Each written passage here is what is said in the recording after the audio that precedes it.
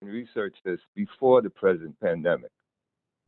In other words, a writer like such as myself really does not like to profit on, current events or something that's very popular at the moment, as if, profiting was a bad thing. But anyway, the way that came about was Semmelweis's pandemic of his time in the mid 19th century was childbed fever. It was called puerperal fever.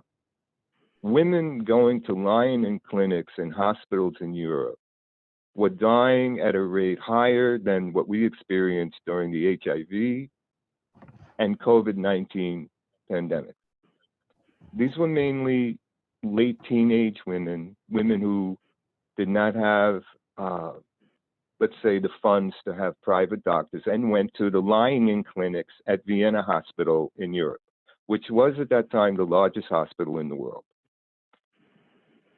Now, I wrote this book because a colleague of mine in the early 90s had asked me about Semmelweis.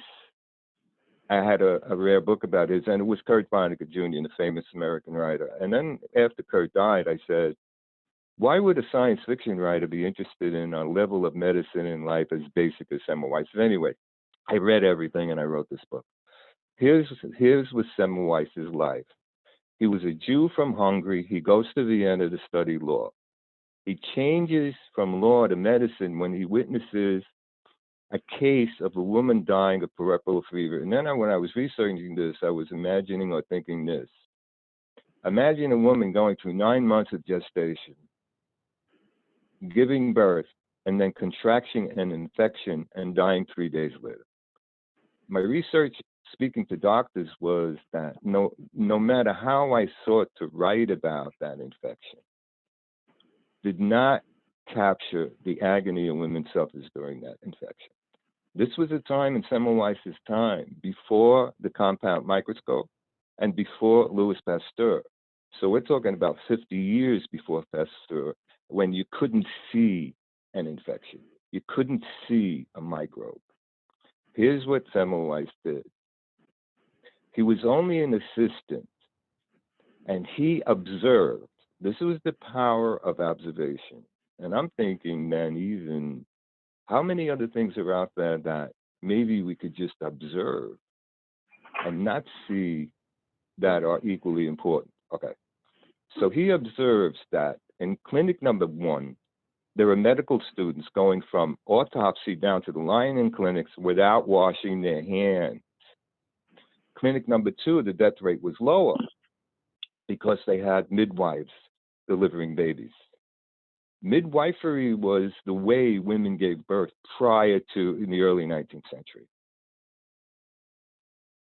So what is when Semmelweis decides that he's going to put a basin of a solution of chlorine outside autopsy in the lying-in clinics and have the medical students wash their hands.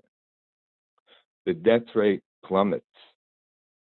Now, Semmelweis hated to write, and this was one of the attractions of this particular character for me. I'm a writer. He hated to write, and he suffered by it. He did not write up his results. But he had some students who wrote papers and disseminated to all the obstetricians in Europe. Obstetrics was a new science then. It was an elective in the university. It was only a 3-month course. So the response was mixed. Most obstetricians or famous physicians rejected Semmelweis, 1, because he didn't write it up, and 2, because he was Jewish, and 3, because they wanted credit for his discovery. They knew he was onto something.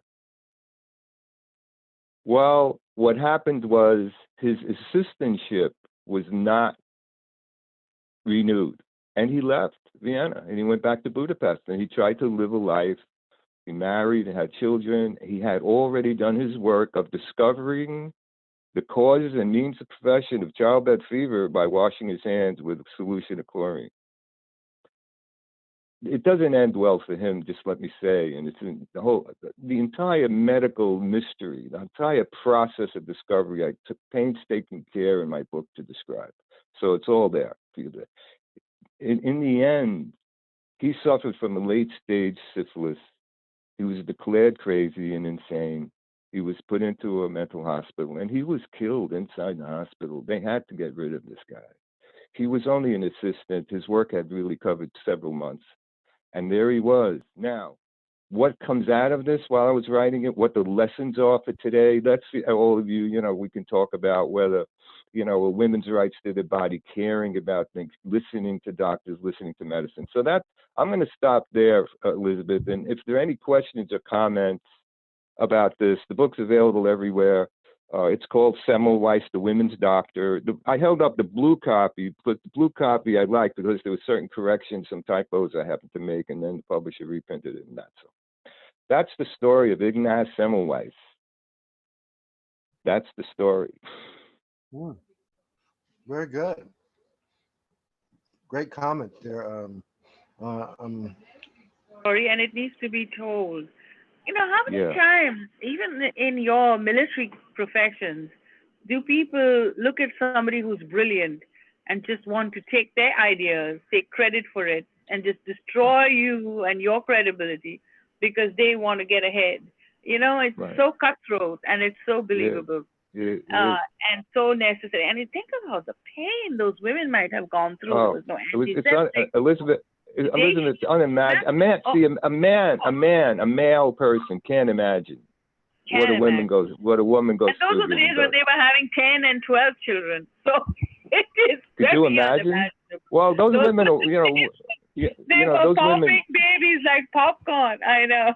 I'm telling you. Also, of late, I even hear of cases of infection today in hospitals and so forth. So, it's an ongoing story, an ongoing lesson to listen, listen to especially people who maybe not famous, famous people in the foreground, or he was only an assistant Semmelweis. He wasn't even a professor, or he wasn't even a full professor. So.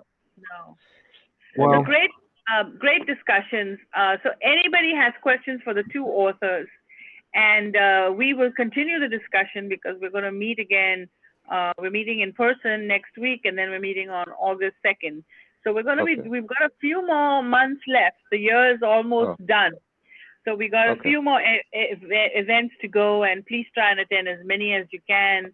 As I've said before, each event we have different people. So if you're thinking that, I've been to this event, I've heard this person, it's not true, because every event we have different authors. We do have some